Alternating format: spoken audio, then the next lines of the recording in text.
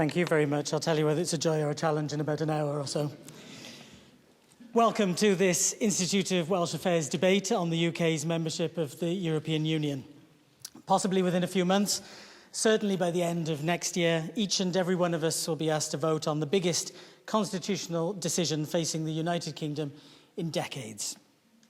The arguments on both sides of the debate are strongly held, and we expect them to be passionately discussed tonight. Putting the case for Britain's continued membership of the European Union is Labour's First Minister of Wales, Carwyn, and speaking against is the leader of UKIP, Nigel Farage. Please welcome them both to the stage now.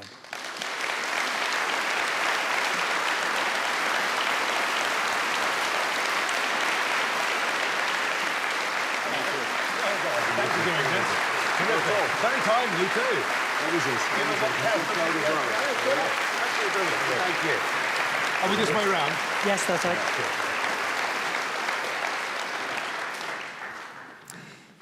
In a moment, I'm going to ask both of you to make your opening statements. I'll then put questions to you for around about half an hour on some of the main areas of dispute. After that, I'll be taking questions from the audience here in the Hodinart Hall. Everybody knows which parties you lead. I don't think we need to discuss that any further.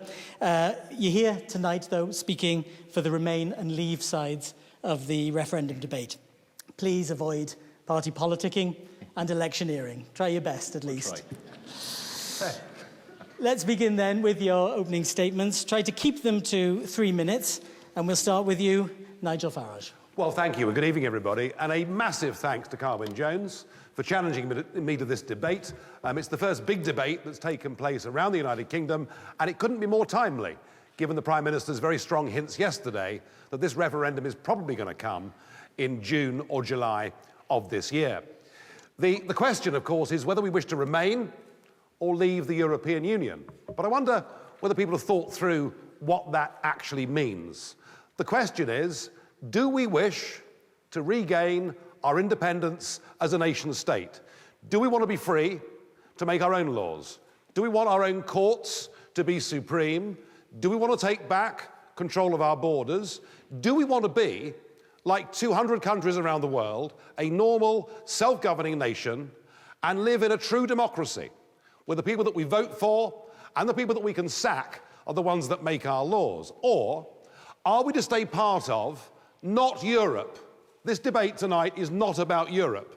Europe is a continent of diverse countries and peoples and cultures and is a fantastic, fascinating and exciting place. What we're talking about is the European Union, a political union that makes the majority of our laws and a political union whose courts can override us and that now has a flag, an anthem, a police force and is hungry to have its own army. Namely, are we happy to be a subordinate member of a bigger club? Now, clearly I want independence.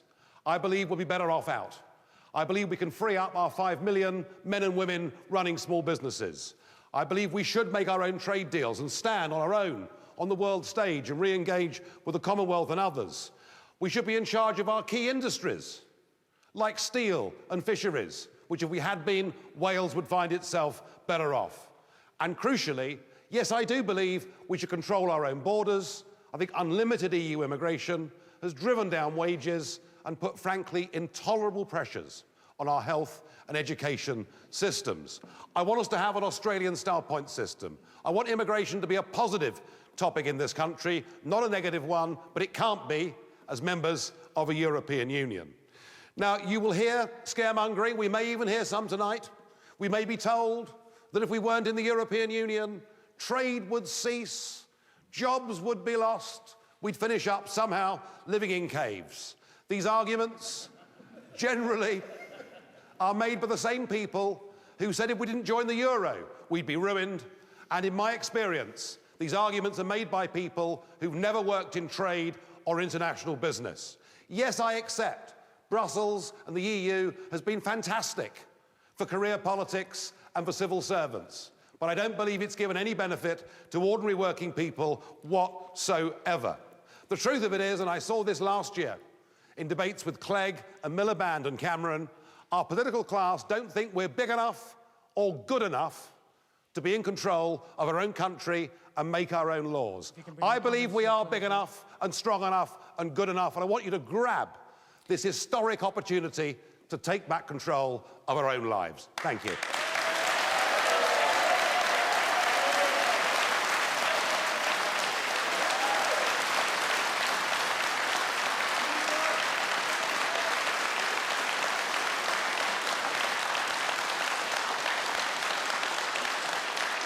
Nigel Farage, thank you very much for your opening statement and for keeping to time. Now for your opening statement, Carwyn Jones. Thank you. Croeso i Gymru. Nigel, welcome to Wales and welcome to all of you this evening, whether in this room or listening outside. And as First Minister of Wales, I'm here to tell you what this decision really means for our country. And that starts with an admission. There won't always be easy answers to complicated questions. In fact, if a politician ever tells you there's an easy answer to a complicated question, they're pulling the wool over your eyes. Because this is a serious debate about our future. I'm incredibly proud to be First Minister of Wales, a country that's always punched above its weight in terms of arts, sports and culture, and now in our economy as well. Record foreign direct investment into Wales this year, more good jobs closer to home with better pay.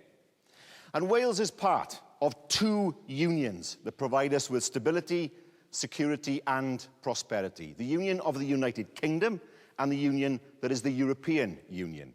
Neither one is perfect. You've heard me talk many times about the need to change Wales's relationship with Westminster, but I will never advocate giving up and walking away. There's a saying, decisions are made by those who turn up. If you want change, you got to work for it, not walk away from the table. And that's what we need to do in terms of the European Union. And now, more than ever, is the time to work together nationally and internationally. 200,000 jobs in Wales rely on European trade. Europe is our largest trading partner. 43% of our trade is with EU countries. Hundreds of Welsh students study in Europe every year. Many more go there to work, and thousands of families holiday there with full health protection should anything go wrong. And for the first time in a long time, our football team will be there in June as well. Wales is at home in Europe, and Europe is at home in Wales. 500 companies from other EU countries have their base in Wales. I don't want those companies to feel they're no longer welcome and to see them up sticks to Italy and Spain. I don't want to put up barriers for companies paying Welsh workers a good wage, giving them apprenticeships and investing in our young people. What kind of future do we want for our children and our grandchildren? What kind of Wales do we want? The choice is between pulling up the drawbridge, becoming isolated with devastating consequences, or looking outwards with confidence, working with others and taking our place in the world. Nigel, I think, wants to turn the clock back. I want Wales to move forward. A vote in the referendum to stay in would be the vote of a confident nation, a country that's comfortable with our place in the world, a country that still believes that we have a role to play on the international stage. And I believe that Wales is that confident country. Carwyn Jones, thank you very much.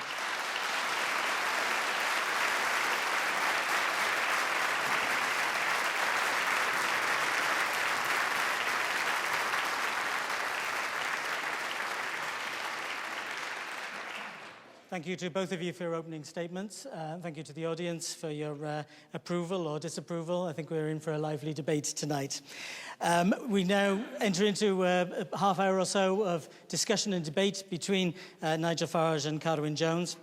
I'll be asking general questions with follow-up challenges on a range of the main sticking points, I suppose, when it comes to the debate. And let's begin with the big picture about whether or not the EU could be reformed from within, or whether that has to be done by leaving. So can the EU be reformed in the UK's interests, or is leaving it the only way to achieve change? Carwyn Jones.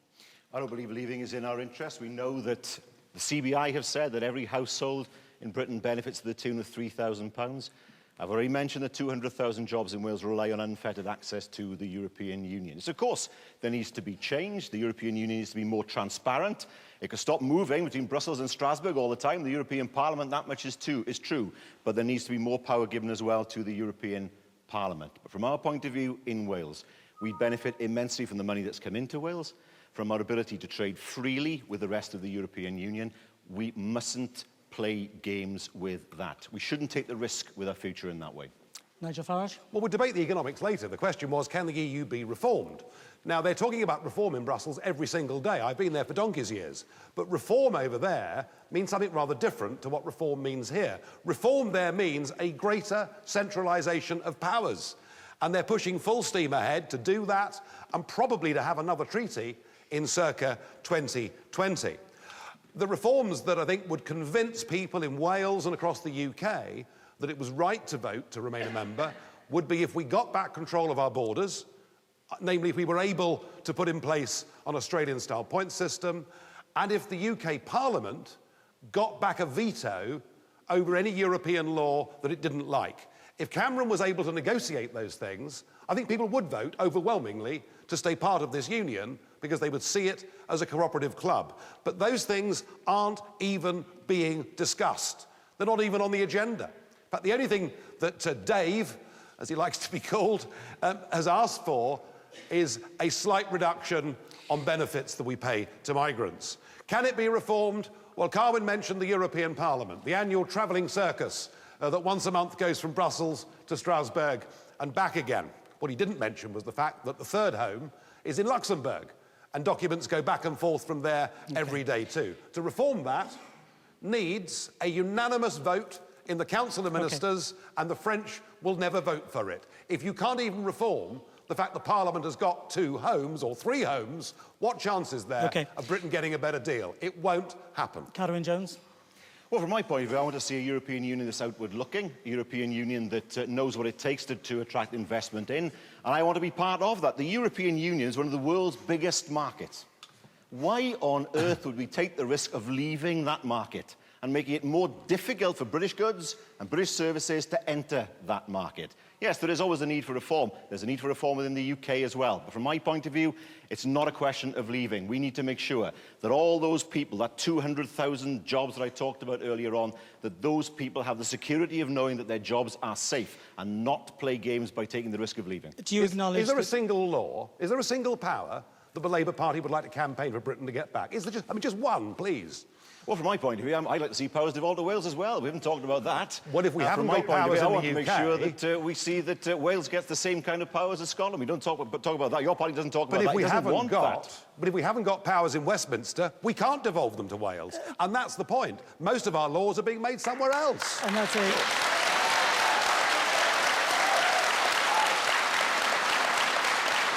What percentage of our laws are made elsewhere? Carwyn Jones. What percentage? Carwyn Jones, before I let you ask him a direct question, answer his direct question about is there a single law that you would want repatriated in the jargon? You want more say for Wales with more devolution. Why not more say for the UK? I think a lot more can be done in terms, for example, of looking at the benefits that people have when they come to the UK. From my point of view, I don't think people should be able to claim benefits as soon as they arrive in the UK. That's a Tory position, isn't it? Let him answer. I think that needs Can we have a Labour policy? No, it isn't. It's Labour policy as well. If you look, yes, it is. Well, if you look at your facts, Labour policy was that it would be 2 years before people could claim. And that is the reality of the situation. So I think that does need to be looked at.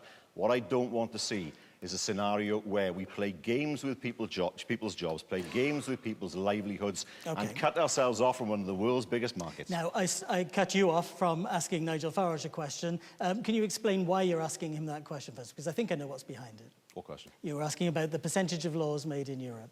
Well, I haven't an answer. OK, well, why are you asking the question?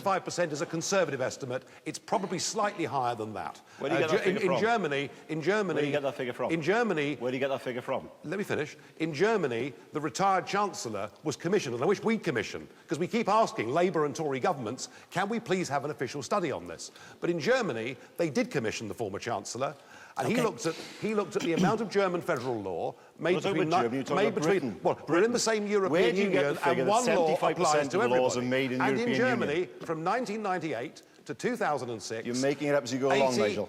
84% of German federal laws were made in the European Union, and the former German Chancellor said it is difficult to describe modern-day Germany as a self-governing But you're in Britain now, you're not in Germany. Well, you're not if in it's Germany. 84 So in where do Germany, you get the figure? if it's 84 in Where do Germany- you get the figure Well, that 75% of British laws are made in the European and it Union? is a crucial point Where's the that figure Carwyn from? Jones is making, well, because as I that say, figure in has Germany been it's disputed. 84%. Well, I don't care about Our Germany. estimate- What is it in our Britain? think tank estimates are 75%, but I accept What think it tank? may be higher than that. After all, you're the First Minister of Wales, totally impotent when it comes to helping the steel factories. I'm not making 8 out of 9 of which are closed. allegation. What can you do? Well, let's talk about steel. Let's talk about steel. Yeah. You're a member of the European Parliament. What have you done to protect British steel? What meetings have you been to? Where have you spoken? You talked about fisheries earlier on. You're a member of the Fisheries Committee. All right? You're a member of the Fisheries Committee. There were 42 committee meetings. You went to 1. Is that speaking up for Britain? Do you know, just 2 weeks ago, and here we are in South Wales, where people from England and all over, and Welsh people too, spend a lot of money going to wonderful places like Swansea Harbour and all along your bays and headlands, spending their hard-earned money to catch bass. As of the 1st of January, a European regulation has banned anglers in Wales and the rest of the UK from taking home a single bass for the next 6 months. That piece of regulation, which will hurt jobs in South Wales very badly, was not debated in the British Parliament, was not debated here in the National Assembly, and was not debated or voted on in the European Parliament. And the point, Carwyn, is we're in something that is fundamentally undemocratic. There is little elected politicians can do to change a dot or a comma. If you felt that strongly, why didn't you go to the 42 fisheries meetings that you could have gone to? You Because just went if to I'd one. done The reality so, is you don't stand up for Britain. You're all talk, no action. Because, as I've just explained to you, if I'd spent every living moment there, I wouldn't have even been allowed to debate or vote That's the what you issues get paid that for. affect fisheries. The Parliament hasn't got that power. Remember, it's the unelected Commission that have the sole right of initiative in Europe to propose legislation, and that is a fact. All right, okay. You're paid Final to word, go and Carwyn make Jones. Britain's case in the European Union. You could have made Britain's case on the Fisheries Committee you were a member of. You went there once on 42 occasions. But if Again, I no can't talk, vote, no action. Okay, But if I can't vote on what affects us, what does it matter whether I go can or still not speak. and sign in for Okay, steel but- allowance? I mean, why do Thank you you not want to very speak much. then? Thank you I very mean, very much good on that for my score for the personal moment. income to do Nigel so. Farage. Nigel Farage. You're nothing well at the European Union, you're right. We've looked at this point particularly clearly. Let's stay with jobs. And you've mentioned a figure of jobs, Carwyn Jones. You, as a party, claim that jobs will be lost. Do you, jobs are lost as being part of the EU. Do you accept Carwyn Jones's point that jobs will be lost as a result of Britain leaving the EU? No, I think we can create more jobs. Particularly, as I said earlier, there are actually 5.2 million men and women who've got the guts in the UK to run their own small businesses. And my goodness me, it takes guts, given the sheer regulatory burden that they're on.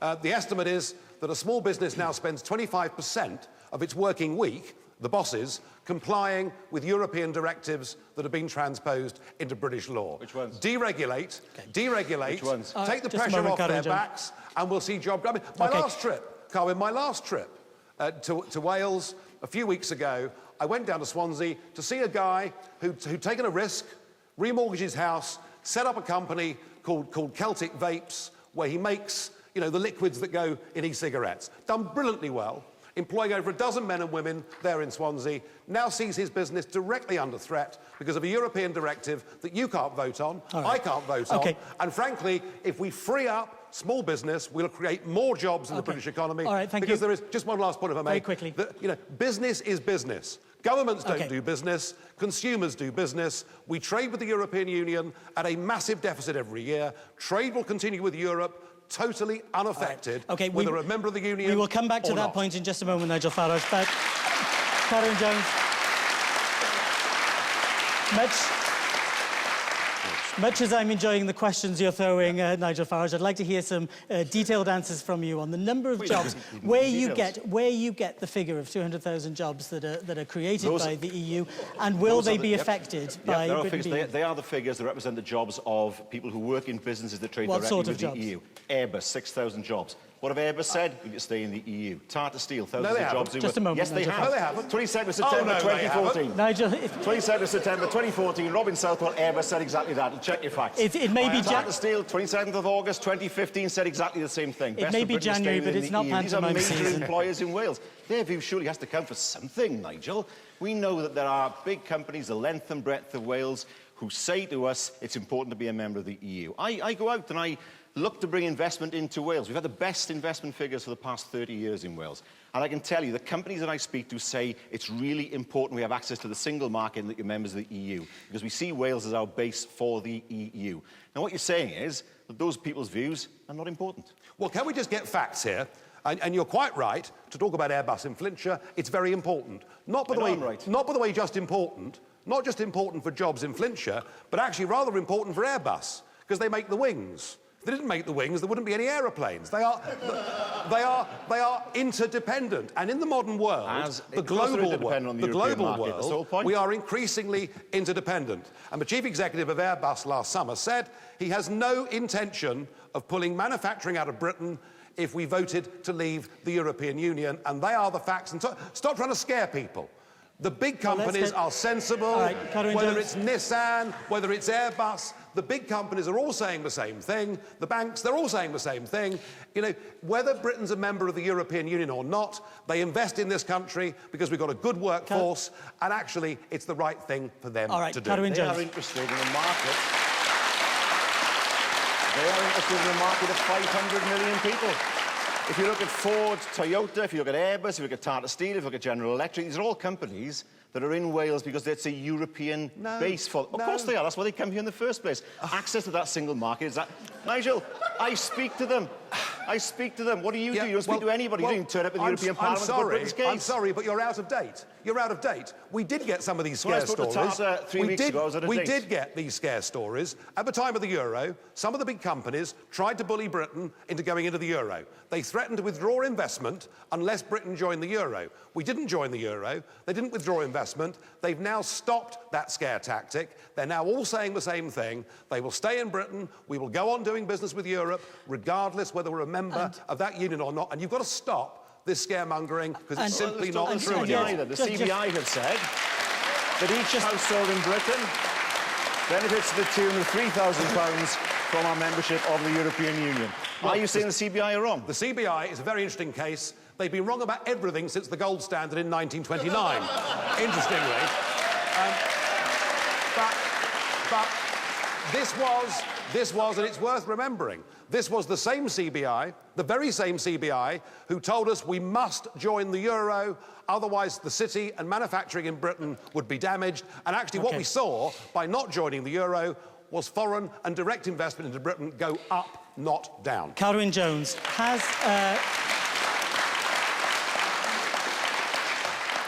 there's considerable concern about jobs in the steel industry, and that's a particular issue for here in Wales. Has it been, as Nigel Farage and UKIP say, has it been EU rules and the climate change agenda that have cost those jobs, or is it something else? Nothing to do with it, the EU. It's to do with the fact that there's a glut of steel on the world market. Yes. So if you speak to Tata, that's what they'll tell you. There's a glut of steel on the world market. The strong pound, and also the fact, of course, that we know that there are difficulties with energy costs in the UK. We've been lobbying the UK government for years to reduce the cost of energy for companies like Tata. They've said they're going to do something, they haven't done it.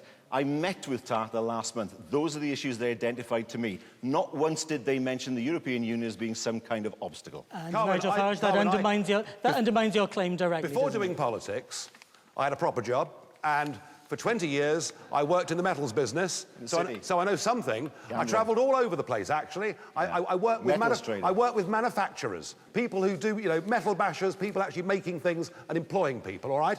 And let me just tell you something. What has happened in China is you've seen a massive period of industrial growth that has now slowed. A huge overproduction of steel, a depreciating yuan, not just against the pound, but against other currencies. And what they've done is they've dumped their excess steel on the world markets, which has artificially depressed the price, especially in this country. And what we should have been able to do, what you here under devolved powers or Westminster or both of you should have been able to do, and what in your heart you would have wanted to do, is to stop the dumping of that steel, to give the last proper steel plant in Wales a chance of continuing. You didn't do it, not because you didn't want to, because you haven't got the power to do it, because we've given that away to Brussels, and that's the point I'm Carwyn Jones. Carwyn Jones, your response to that point specifically. Tata Steel have a European operation. Port Talbot has a sister plant in Holland. That sister plant, if you had your way, would be in the EU, and Port Talbot would be outside of the EU. Where do you think the investment would go in the future? To wherever it was best for the investor. Yeah, and where if you the had market somebody, is. Where the market is. And the market's not in Britain, it's in the EU. No, I'll answer that. If the plant in Wales was able short-term to protect itself against artificial dumping of steel, and the plant in the Netherlands wasn't, I know where my money would go. They're run by the same company. And the reality is, again, what have you done in the European Parliament to speak up for steel in Britain? Oh, goodness me. If I look at what we've done as a party on the Industry and Trade Committee, I have been there, I have voted and voted and voted against these European directives. I've watched the Labour Party. What have you said about steel? I've watched the Labour Party transfer more and more and more of our ability to govern this nation across to Europe, and the time has come to be honest and to say, look, the common market might have been a good idea to get rid of tariffs 40 years ago, but it's now gone too far. It's an over-bureaucratised union. It is not doing any good for British business or British workers. That's not an answer. I've spoken to Tata. I've spoken to Tata in Port Talbot, Tata in Europe, and Tata in Mumbai. I spent a long time discussing their problems with them. That's what I do. From what I can gather from what you do, it's absolutely nothing. All right, I want to move nothing on behalf of steel in Britain. I need to move the topic in the on. European Parliament.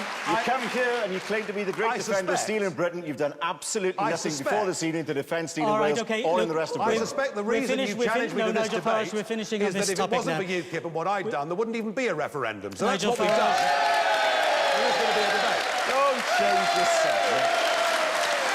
I want to move the... It's a sure sign we lost the argument. Carwyn Jones. I want to move the subject on to aid. Carwyn Jones, Wales receives more in terms of aid, as you've spoken about already, from the EU than people here pay out. I want both of you to explain to me why you think that EU aid is a good thing for Wales or a bad thing for Wales. Carwyn Jones. It's brought billions into our economy. It's made sure that we've been able to train our young people. 17,000 young people have had the chance of training through Jobs Growth Wales, and they've found jobs as a result. We've seen, for example, Swansea University campus being built because of European money. We see our farmers who rely on subsidies from the European Union and access to the European market to make a living. There would be no living for farmers in Wales without that. Do they rely too much on it? They rely just as other farmers do across the European Union. The reality is that without the European market and free access to it, our farmers have got very little market to sell into. We need to keep that market. Again, it's coming back to the huge risk to Wales of leaving the EU. We know where we are at the moment. Why would we take the risk and leave the world's biggest market? Nigel Farage, Wales is a net beneficiary of EU aid. Arguable. Well, the figures speak for themselves. Well, the figures do speak for themselves. Wales is 5% of the United Kingdom. The United Kingdom gives a gross 20 billion a year to the European Union. You know, 5% of that would be nearly £1 billion. Actually, that is Wales's contribution. What does Wales get back every year? About £500 million. All right? It's a lot more than that, Nigel. Now, it's a lot more than that. Your figures are very debatable, but £500 million, 60 million euros looks to be the right figure. But either way, let's just talk about the money, because that was the question. 40% of that money that comes to Wales comes back in the form of agricultural support. Carwyn's idea that without EU money, all farming in Wales would cease is ludicrous. I mean, farming wasn't invented here in 1975. You know, they've been farming. I mean, and everybody knows, particularly with the difficult conditions of the upland farms, they couldn't survive without government help. If we didn't support them, there'd be rural dereliction and desolation. The British government supported farming before we joined the common market, and will support farming after we're in the common market. Now, pause now, because Carwyn Jones is going to respond to that. Carwyn Jones, your response. Are you saying to our farmers you would put at risk the £260 million that they receive now? And instead go for something that they have absolutely no idea what the end game will be. That's what you're saying. Now they get £260 million. And also, they have unfettered access to the European market to sell lamb and beef. Do you really think that market will still be there? That's very interesting. If we were members of the EU? That's very interesting. The farmers, the Welsh farmers with good product, do have unfettered access to the European markets, but because of huge tariffs on agriculture, their ability to sell into non-EU markets is severely restricted. And there's actually an argument that outside the EU, and by bringing down protective agricultural tariffs, actually, Welsh farmers may find there are more markets to sell their goods into, not less. On the rest of the money. How does that work? On the rest of the money. Well, it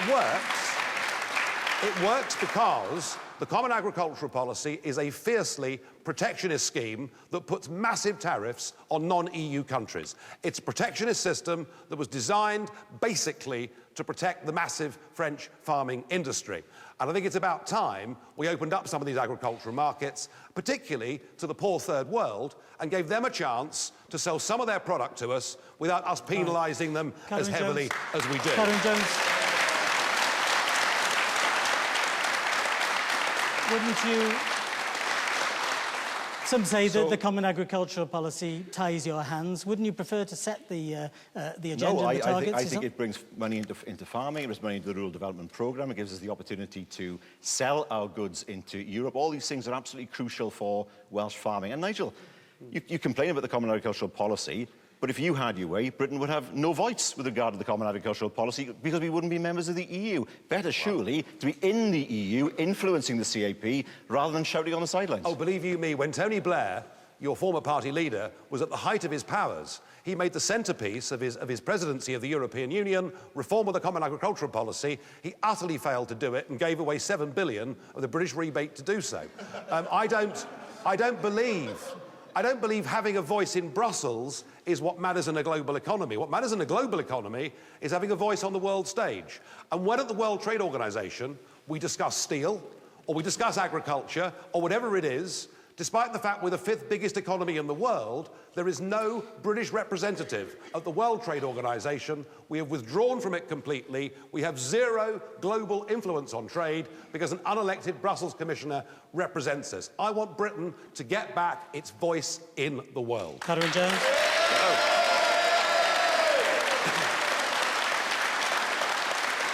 But I have to say that if you had your way, we would have free trade agreements we'd have to negotiate with 50 countries, plus the EU.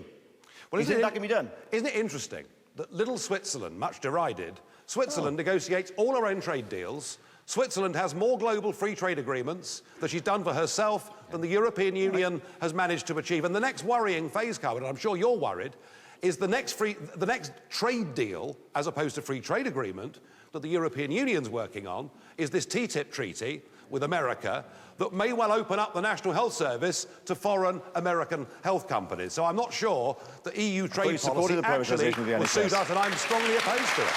But Nigel, Switzerland pays money to the EU to access the single market. Well, do you know, it's quite funny, actually. Well, it's not quite funny. It does pay money to access the single market. Switzerland's a very small country. Norway, equally, is a very small country. They also pay money to access the European market. They have got their own deals. But when I hear people like you and David Cameron saying, wouldn't it be ghastly to be like the Norwegians or the Swiss, I scratch my head and think, what, independent and rich? It doesn't sound too bad to me.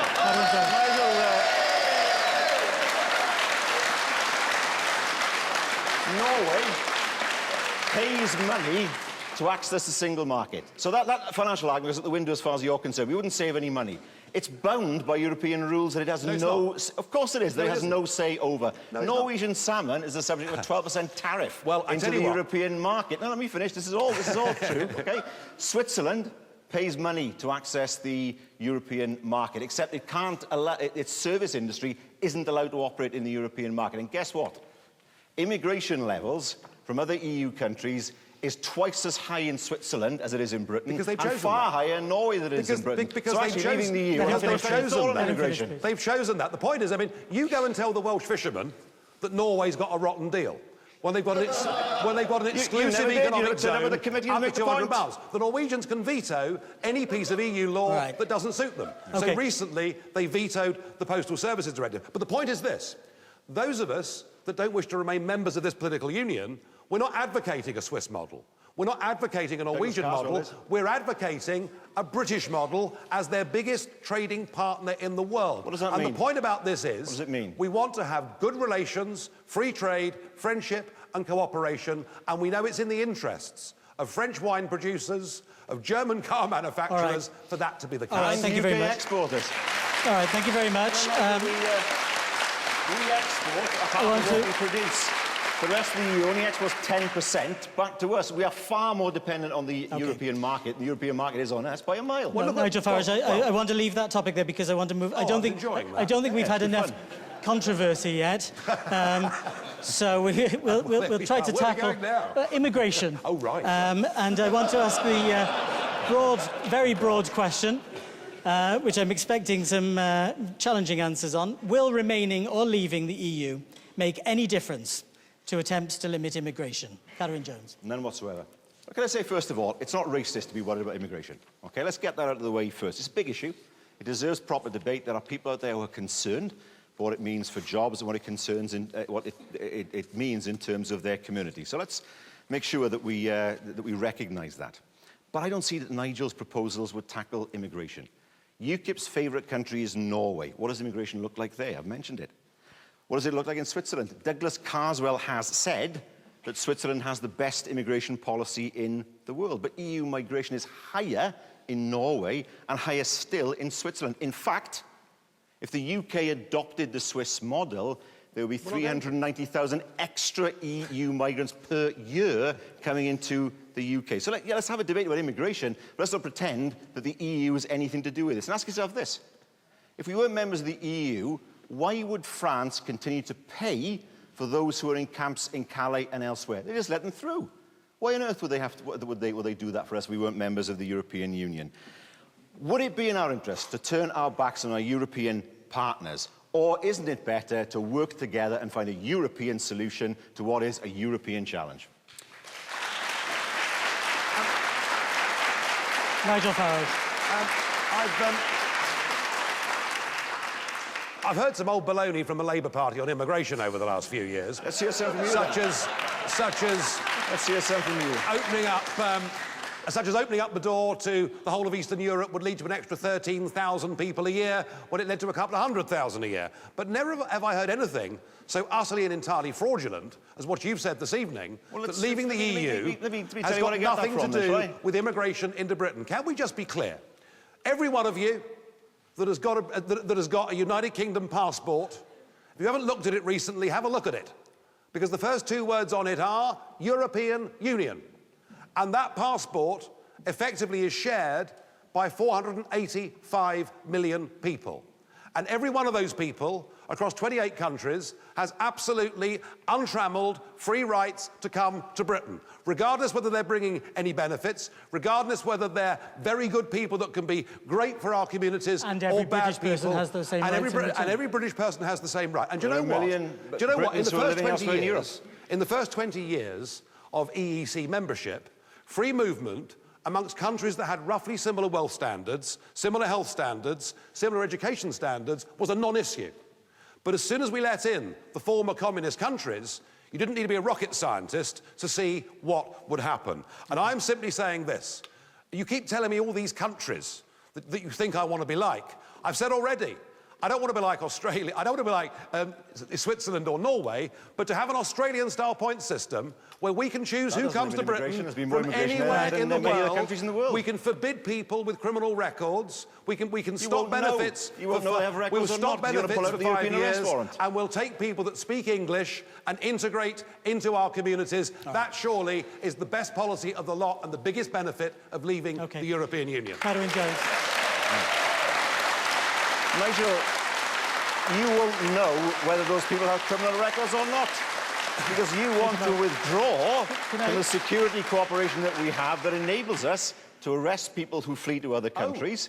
And so you want to withdraw from that cooperation. How will you know they've got criminal records? I want to stop foreign terrorists coming into Britain in unlimited numbers. You're absolutely right. So do we. Yes, I do. So do we all. Yes, I do. So do we all. And actually, that's not the point. How will you know? And I think... How will you know that they have criminal records? You know, you only have to look at the fact that 2 of the Paris bombers had come in through the Greek islands to understand that the European Union has made a terrible, terrible mistake with its common asylum policy. And remember this, Germany has let in about 1 million people this year. Those people very shortly will have German passports. Once they have a German passport, that is the same as a British passport. And I want us to be able strictly to control who comes to Britain, because I fear that international terrorism is the greatest threat that our children are going to face. Carwyn Jones. But the whole point is this, Nigel. This needs European cooperation. Sorry. You can't fight terrorism unless you have cooperation across the whole of Europe, without any controls, without any factors. What you're suggesting, that we should be somehow aside of that. How will you know whether these people have criminal records if you're not cooperating with countries elsewhere in Europe? Wait a moment, please. We will come back to that. You don't want the European arrest warrant? No, I don't. Why? Because I believe in our freeborn right since Magna Carta, so we should not be able to be taken off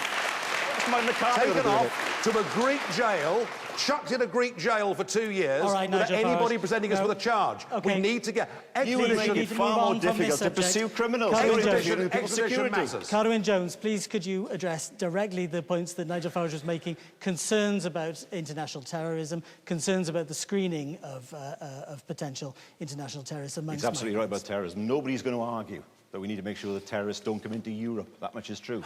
It's a European problem. It needs a European solution. Of course there should be. But they're coming in willy-nilly every day. They do now. There are passport checks now for everybody coming into the UK, except if you come in from the Republic of Ireland, of course, where there are no passport checks at all. We see people being held in Calais. And I said to you, what's going to happen there if we're not members of the EU? Do you really think that France is going to play ball and say to us, we will hold these people here? No, they're going to say, well, off you go then, into the UK. Immigration is an issue for the whole of Europe. It needs a European solution to deal with it. No. We can't just sit behind a fence and expect it to go away. The demands of Romania, the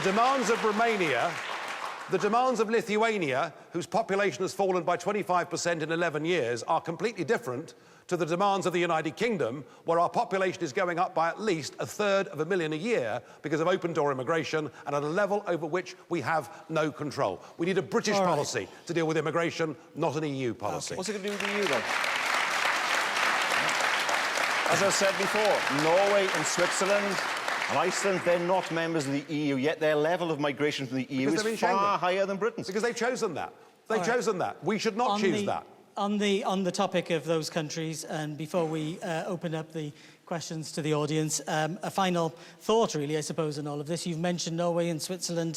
There's Iceland as well. Can Britain survive and thrive outside the EU, or will it become an economic irrelevance? I think it's too big a risk to leave the biggest market that we've been members of.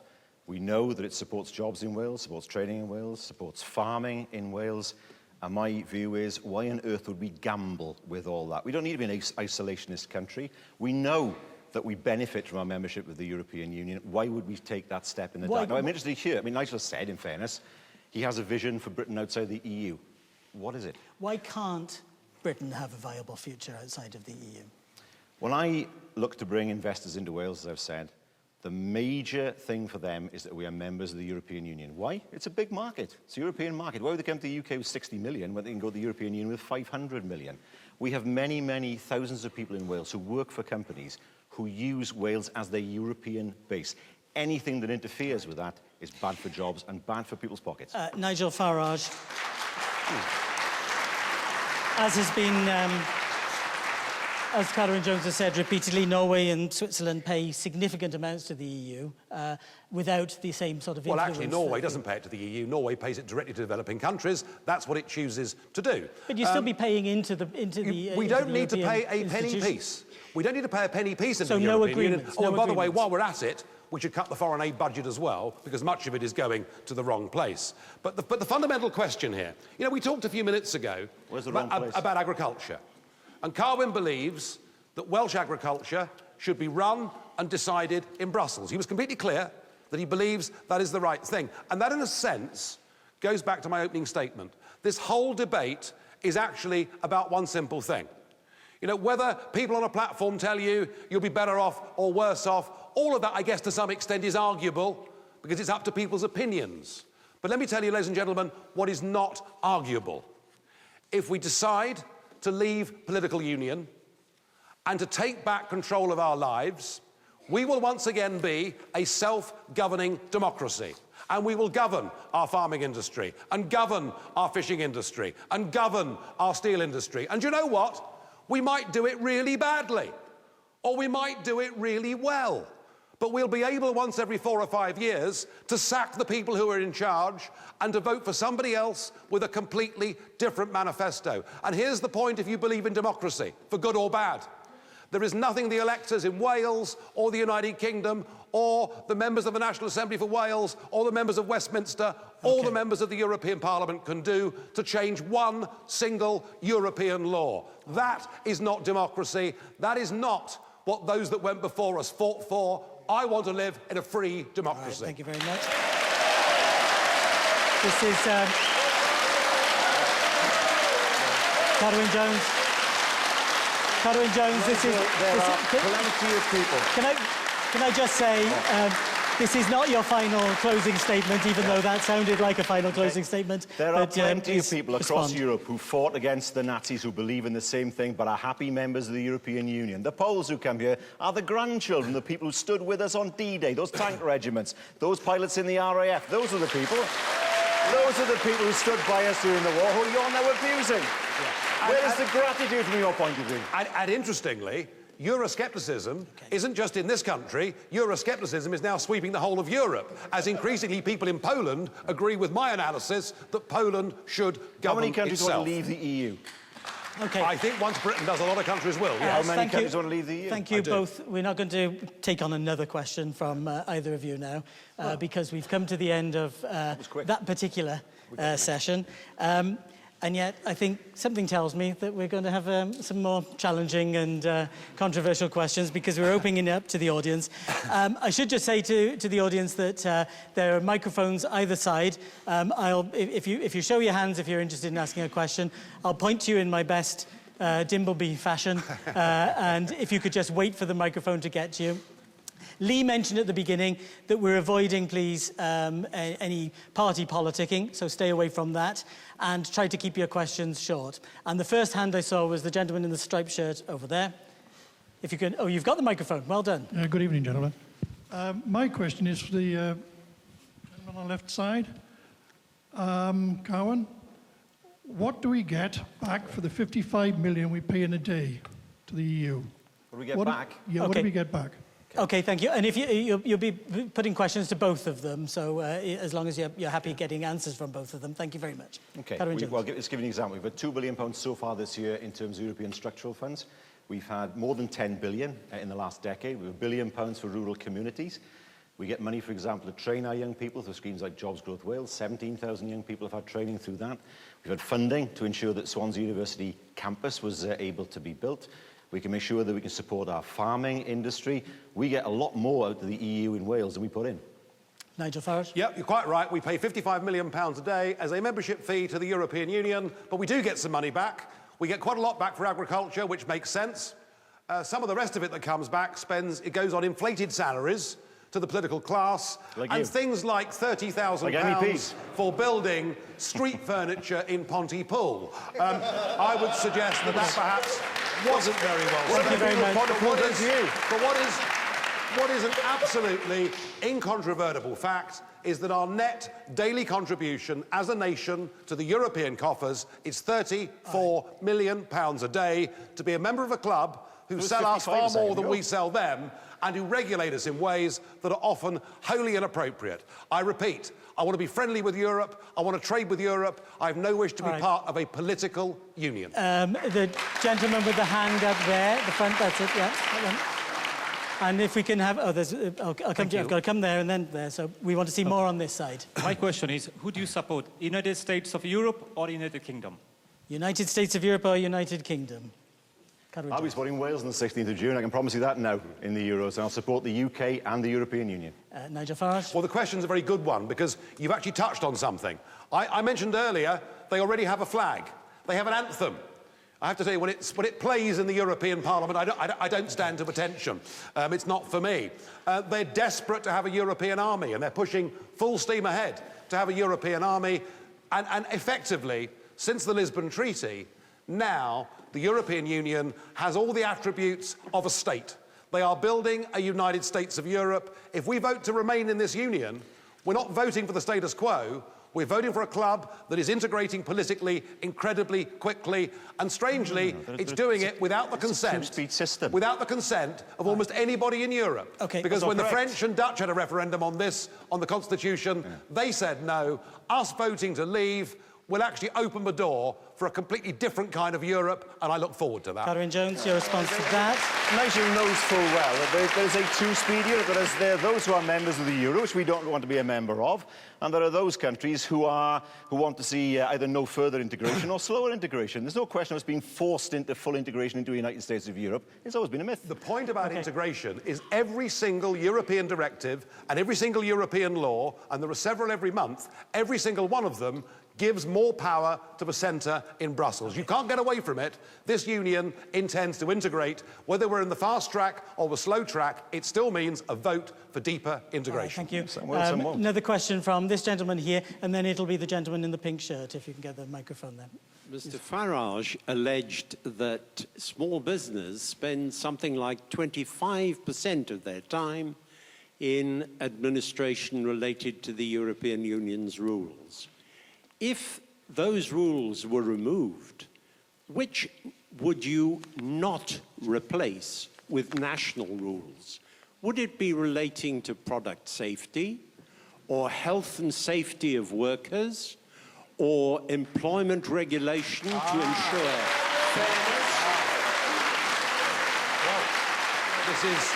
And you could not get to your 25% without the European Union's accounting rules. And just would you abolish accounting and payment of taxes? All right, okay. And just to remind you, before you start, just to remind you, the questions are going to both. So don't just direct them to one. When it comes to abolishing accounting, the European Union has done a fairly good job of that itself, hasn't it? By not having its accounts signed off for nearly 20 years. I think the point is this, that we need appropriate levels of regulation. And yes, on health and safety at work. And yes, on environmental law. And yes, small employers need more flexibility with employment law than big employers. How? The problem we've currently got... What rights would you take away? The problem we've currently got is that we give the same legislation to a company with 3 staff or 2 staff as we give to a company with 1,000 staff. And all the evidence is that if you look at those 5 million men and women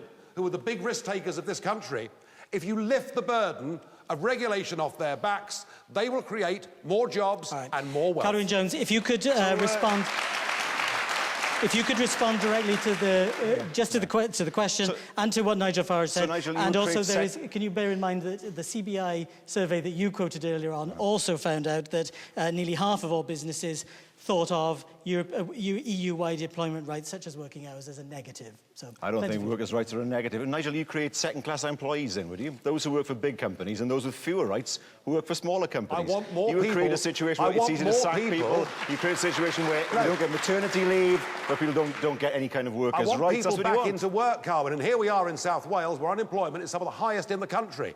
And no, it's not. And if we take unemployment is lower than London. Check your facts. If we take the burden off firms like that company in Swansea, they will employ more people. Give our entrepreneurs a chance. Only a lapsed Tory could say that workers' rights to maternity leave no one said that. were a burden on employers. Now we have the reality of the situation. What rights would you remove from workers in small businesses? I said that the audience would you remove? Come on, answer the question. I don't think there should be ridiculous European legislation what rights would you remove from workers in small business? Answer the question. On that company in Swansea, where maybe 12 people will lose their jobs. What is the point of that? Let's free small businesses up. I said cutting workers' rights. Getting a word in edgeways between these two and the audience is a major challenge. Gentleman in the pink shirt, and then it'll be the woman over here in the pink cardigan. But you first in the pink shirt. Is this on? I have personal experience of working in a factory where production has slowed down and several of us Welsh workers were laid off. We were told on a Friday not to come in on a Monday as there was not enough work. Yet migrant workers who'd only been in our country for several months were retained. Where is the support for the British worker when this is allowed to happen to us? Okay, which company was this? You're not saying? I'm not allowed to say. All right, so we don't know what company it is. Well, there's more than one. I can name you several. Go on. And the fact that Name there are several a few more. companies that you, But they'd ask name a you when few. you apply for a job, can you speak Hang on, Polish? hang on. If we're going to investigate this properly, we need to know who these people are. Who are the companies? Well, we could have a go, couldn't we? There's the... Wait a minute. Let me wait a minute. Okay, at the end of the day, Well, I I was don't gonna believe put some that. ideas. Sorry, but I don't believe that. I don't believe that. The reality of the I can tell you situation... All right, yourself, okay. but I can't tell you The it. reality of the situation All is right, we okay. don't know whether that's correct let's or have a not. go, We don't know who the shall we? companies wait a are at moment, the end of wait the a day. Is allowed me to tell you that his own son applied for a job in Aldi's and was told, can you speak Polish? And because he couldn't, didn't get the job. Well, All right, okay. I can say to you... that Thank you for drawing attention to the issue, but I want to stick to the issue rather than the specifics. Carwyn Jones, please. When I go to answer. Aldi in Bridgend, the staff there, they speak English. When I go to retail shops around Bridgend, they're local people, they work there. Right. And when I go to factories around Wales, it's right to say that lots of people who are Eastern Europeans work in the abattoirs, that much is true. But when I go to Tata, when I go to Toyota, when I go to Ford, the people who are working there are local people. Okay. And the jobs are there for local people. All right, okay. Thank you very much for making your point. I want to get a point from the woman in the pink cardigan, and then it'll be the gentleman in the red jumper up there on the right, please. Thank you, Adrian. I'd like to go back to something which was said right at the beginning by Mr. Farage. He wanted to reassert our independence as a nation state, and I quote, "I'm sure I can't be the only person in the room who thinks of themselves as both Welsh and European." And do you have a question to add to that, or were you just We making are the point? in Wales. All right, okay. And so my question to both our speakers is, do you think of yourself as a European? Nigel Farage. Do I pay allegiance to that flag? Do I stand and sing that anthem? Do I call Mr. Juncker Sir every Monday morning when I see him? The answer is no to all three. However, when I say that, I don't think of myself as a European in the context of a political union, but do I think of myself as a European culturally? Well, given that the woman I'm married to came from Hamburg and my daughters are bilingual and we spend time and travel on holiday in Europe, yes, culturally, I think Europe is the most fascinating continent on Earth. It's a wonderful place because of its cultural diversity, and I want it to be full of independent democratic states working and trading together. Carwyn Jones, are you...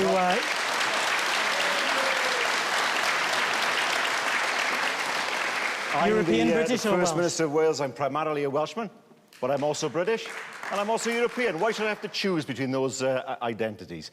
As somebody who is a proud Welshman, I know that my country has a strong national identity. It doesn't need to be a nation state to express that identity. We've had a strong national identity for many, many centuries. Proud Welshman, proudly British, proudly European. Gentleman in the red sweater, please. And then it'll be I can see a tattooed arm. It'll be you next. Thinking about the rest of the UK, including Scotland, do you think that leaving the EU might threaten the unity of the UK? Carwyn Jones. Yes, I do. I do. It does worry me. For example, the Northern Ireland peace process had the European Union membership clause as an integral part of that process. It brought peace to Northern Ireland. We don't know what that would mean for Northern Ireland. My worry is that if Scotland votes to stay and England votes to leave, there'll be another referendum in Scotland, and then, of course, we don't know what the result would be. The danger is we leave the EU and you take the great out of Great Britain. Serious risks there then, Nigel Farage. Well, it's possible that Luton votes to stay. I mean, would Luton then leave the United Kingdom? I don't know. But Luton's not a devolved nation. We are voting on this as a united kingdom. It will be a collective result of the whole country. As far as Wales is concerned, all the evidence is that attitudes in Wales towards this question are identical to attitudes in England. So if the referendum is yes or no, it'll be the same in Wales. The Scottish argument gets made. Let me just tell you something. No, I want to hear from the man with the tattooed arm. If the United Kingdom votes for independence, would the Scots then vote against independence? I very much doubt it. Mr. Tattooed Arm, if you can make your point, then it'll be the woman in the green with a piece of paper in your hand. You'll be next. I do think it's quite a contradiction, Carwyn, when one minute you say you want to take powers away from Westminster and then give them to Wales, but in the same breath, you then want to give them away to the European Union an increasingly authoritarian political union. That's not democracy, that's authoritarianism.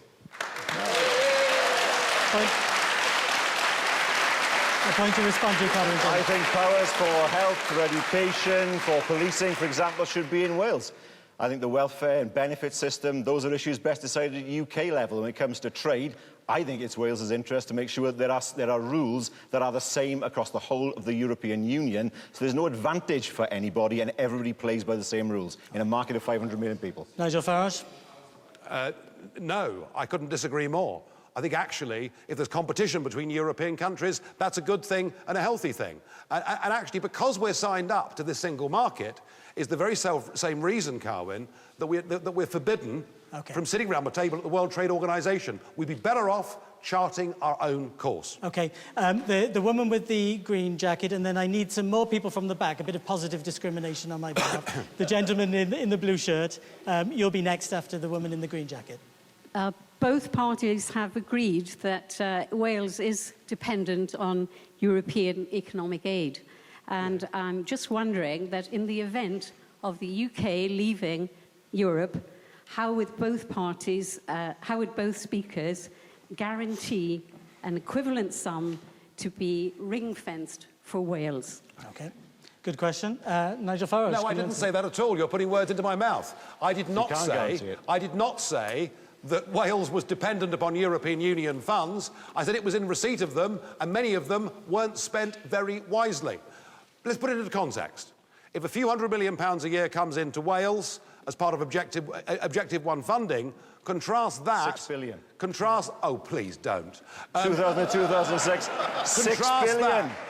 That's just laughable. Let's keep it sane. Contrast that... Let's keep it true. Contrast that... Let's keep it polite. Contrast that to the £16 billion a year that Wales benefits from as a member of the United Kingdom. That dwarfs any money that is coming from the European Union, and Wales would not lose out. The idea that Wales wouldn't get new roads because we weren't part of Brussels, frankly, is nonsense. And your answer... OK, thank you very much. Your answer to the Nigel question. can't guarantee that we would receive the same level of funding. Why on earth should people take a shot in the dark when they know that the money's on the table now? We have experience of Whitehall, who top-slice money when they send it to us, and we took over council tax benefit. They gave us the budget and then took a cut of 10% out of the budget. I don't trust this current government to give Wales any more money than it needs to. At least I know that money is coming from Brussels and the people of Wales will get it. This government in London won't give us that money. The gentleman in the blue shirt, and then it's going to be the gentleman in the purple tie, which may give something away after that.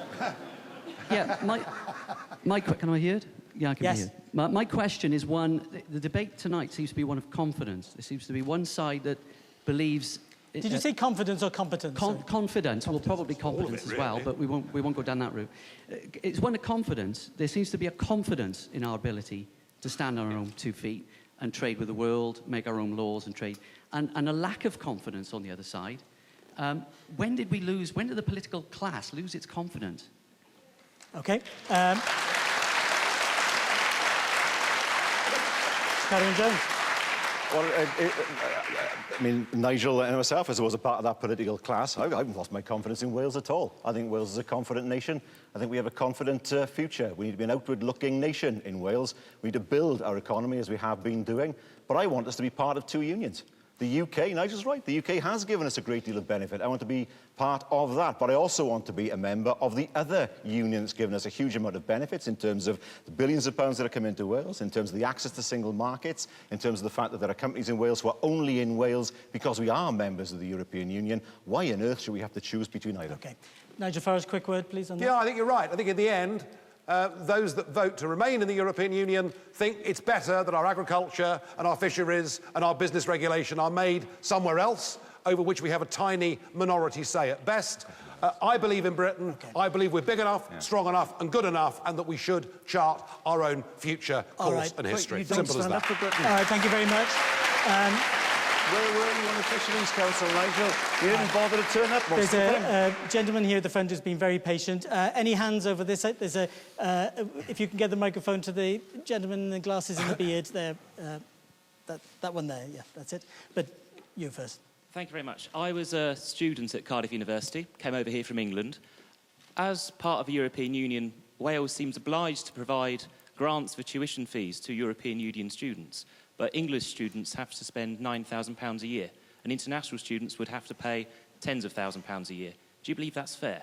Well, we provide grants, of course, for our students in Wales. Do I think it's right that students in England pay more? That's a matter for the UK government. But we've made sure that students from Wales are paying only a third in tuition fees compared to students from England. I have sympathy for you. But ultimately, of course, it's a matter for the government in London that hasn't offered you the same level of support as we've offered our students in Wales. Okay, perilously close to electioneering on that score. Nigel Farage. Well, it is slightly bizarre that the system discriminates against English students and in favour of students from Poland or France or anywhere else. Okay. It's a ridiculous system. I have to say, though, this is one area where, whilst our EU membership has an influence, I generally think that our central governments and devolved governments have got universities wrong, and we need to start teaching people science, technology, engineering and maths. And that's what really matters. Thank you very much. By all means, visit the new science campus in Swansea, Nigel. All right, thank you very much. When the gentleman with the beard, and there's a woman who's been very patient, I've just seen you there, you'll be next, please, with the gentleman with the beard first. Thank you. Do I need to put it on? Oh, sorry. No, that's fine. The debate so far has been very much on the economy and economics. Mr. Farage made a comment earlier about the passports and the first two words being the European Union. I dread to think that at one stage it may have been the Third Reich. But the question is, do you think that as a result of this union, it has brought peace and stability to the continent of Europe? In some ways, Nigel Farage, that's the one thing that hasn't been discussed. No, this is beyond cost, the cost of stability and peace. The idea that the French and Germans should get round the table and break bread in the 1950s, having tried to bash hell out of each other 3 times in the previous 70 years, was absolutely the right thing to do. What I believe really kept the peace in Europe, though, wasn't the emerging European project. It was NATO, it was the nuclear deterrent, it was the Americans putting a massive investment into protecting us against the potentially dangerous Soviet Russia. Right. We're now way past the time of any threats from war in Europe, and Tony Blair himself was asked this question, and he answered it by saying, initially, the project was about peaceful reconciliation, but now the European project was about power. And I reckon Blair got it right. And that is becoming now so powerful, you're seeing the rise of really extreme politics of right and left. And I fear that actually the peace of Europe is threatened by trying to force everybody together in one. I think actually Europe looks more unstable than it's looked for many decades. Carwyn Jones. Well, I have to say, Nigel, self-awareness is a wonderful thing, as far as you're concerned. But I have to say, if you look at the history of Europe, Europe's history was mainly that of war. Europe's been at peace, in the main, apart from eastern parts of Europe, for many, many years. That's because people have got together and they've said, it's in our interest to work together. It's in our interest to have a market that we can sell in. It's in our interest to have common rules. It's in our interest to work together in order to combat the threat of terrorism. And I saw, in one part of the UK, in Northern Ireland, the influence that membership of the European Union had in bringing peace to that part of the UK. And it's still an unanswered question as to what it means if we leave the EU, what it means for the border between Northern Ireland and the Republic. Okay. All right, I'm afraid I'm going to annoy an awful lot of people because we've only got room for one more question. And the very patient woman who's now got the microphone, so I probably can't stop you asking it anyway. As a nation, Britain... Try that again, because I don't think the microphone was on straight away. It's on, you just need to speak now. As a nation, Britain has ruled themselves for thousands of years, reasonably successfully, prior to becoming a member of the European Union. Why would anybody here not think that we can still do that? All right.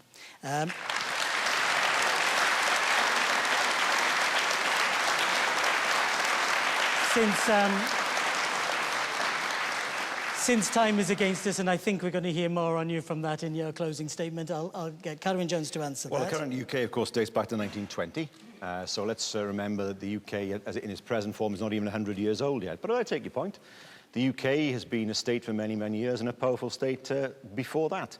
It's still the case that we have British passports. It's still the case that people go through passport control. It's still the case that there's not free movement of people into the UK under the Schengen Agreement because we're not part of that. But what we've done is say, OK, we're going to keep our identity, but we're going to pool some of that identity for the greater good. We're going to have a situation where we have a big market we can sell into. We're not going to have ridiculous competition between different parts of Europe. The world's getting bigger. China's a big market. The US is a big market. India is a big market. It makes no sense at all for Europe to fragment down into little, small countries, each with their own trade rules.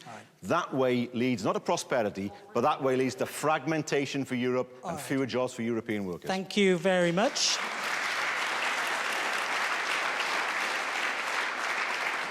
Unbelievably, that concludes most of the business for tonight. I don't know about you, but I've aged about 10 years over the course of the last hour.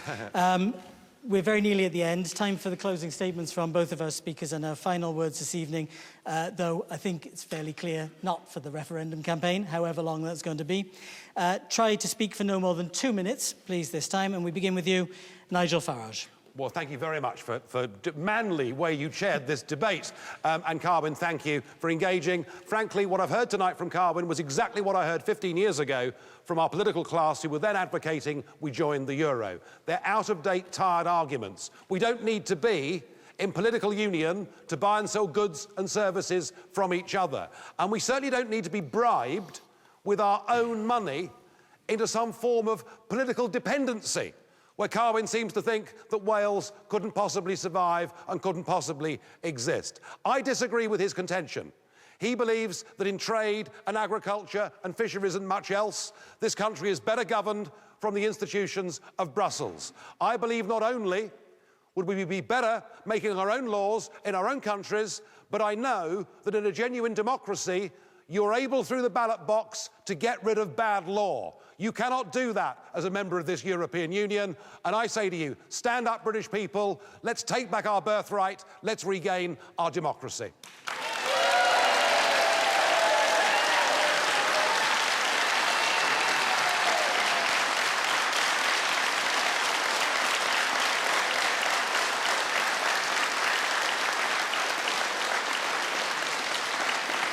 Thank you. Thank you, Nigel Farage. I don't know about manfully, broken manfully, maybe, at the end of this. Now, Carwyn Jones, your closing statement, please. Well, could I, in the spirit of the debate, thank Nigel for coming to our nation tonight. It's been a very good debate. It's been well attended, as we can see, and I'm sure many people have been listening all around Wales. And tonight's debate has been about Europe, but it's about much more than that. Because it's about the money in people's pockets, the £3,000 per household, to be precise, right across Wales. It's about opportunities for young people. It's about attracting and keeping jobs in Wales. And it's about our role in the world. We've heard a lot about immigration tonight. Of course, there's got to be a limit on immigration, but there's simply no point trying to put an arbitrary number on it. That's what the Tories have done, and look at the mess that they've created. What they're doing now is ensuring that students, highly skilled people and NHS workers can't come to the UK as a result of their policy. It's madness. It comes from a simplistic promise. On jobs, as I've said, there are 200,000 people who depend on our membership of the EU up and down Wales.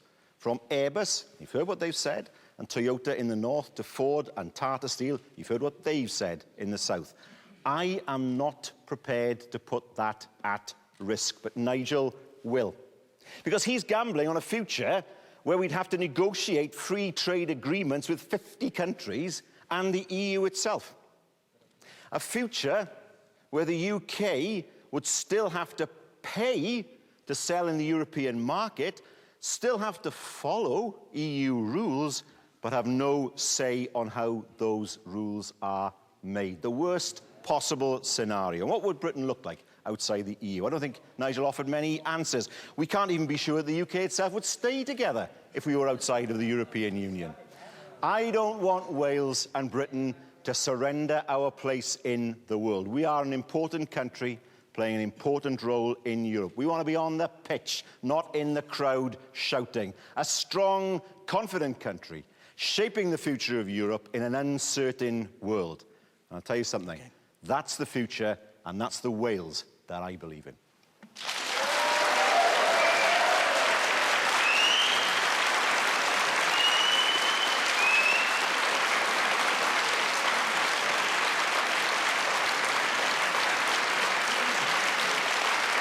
Carwyn Jones, thank you very much for your final statement. Nigel Farage, thank you very much for yours. Thank you to the audience, and apologies to anybody whose questions didn't get in during the course of that. Thank you to the Institute of Welsh Affairs for organising this debate. While I go and find a dark room to lie down in after the end of all this with a flannel over my face, if you could please, once more, thank both of these speakers tonight. Thank you. You did really, really well. Thank you. Thank you.